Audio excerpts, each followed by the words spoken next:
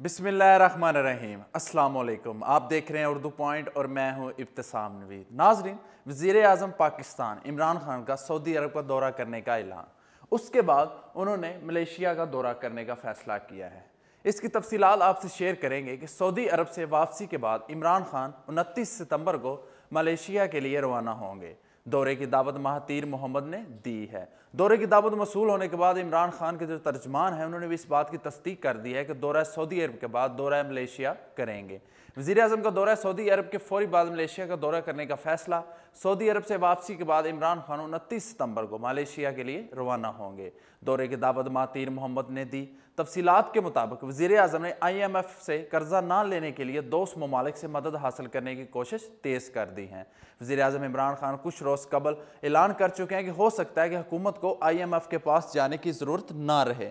वज़ीर आज़म दोस्त ममालिक से मदद के हसूल के लिए यके बाद देगरे कई बैरूनी दौरे करेंगे। इस सिलसिले में वज़ीर आज़म इमरान खान 22 अक्टूबर को दोबारा सऊदी अरब के दौरे के लिए जाएंगे। वज़ीर आज़म सऊदी अरब में सरमायाकारी कॉन्फ्रेंस में शिरकत के बाद सऊदी क़यादत से मुलाकातें करेंगे और फिर से 24 अक्टूबर को पाकिस्तान वापस आएंगे।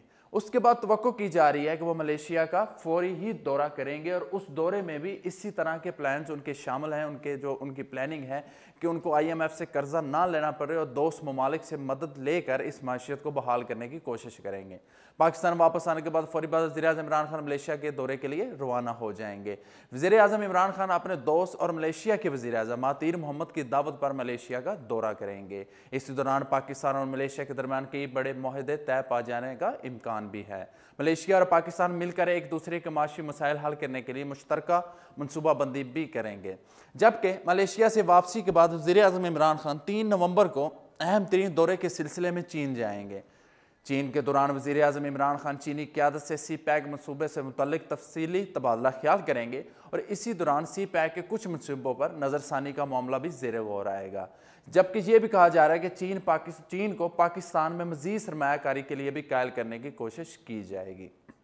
नाजरीन, वज़ीर आज़म इमरान खान इस कोशिश में और इस जद्दोजहद में लगे हुए हैं कि किसी तरह भी ये हुकूमत IMF के पास कर्जा लेने ना जाए, क्योंकि पीछे जब उन्होंने IMF के पास जाने का ऐलान किया था और फैसला किया था तो मुखालफीन की तरफ से और अवाम की तरफ से शदीद रद्द-ए-अमल देखने में आया था। शदीद तनकीद का सामना है उनको आजकल कि यह हुकूमत चला नहीं सकते, ये हुकूमत चलाने के आहल नहीं है।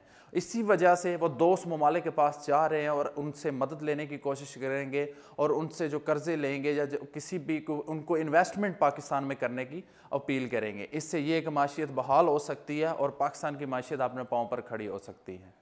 इस वक्त के लिए इतना ही। मुझे दीजिए इजाज़त। अल्लाह।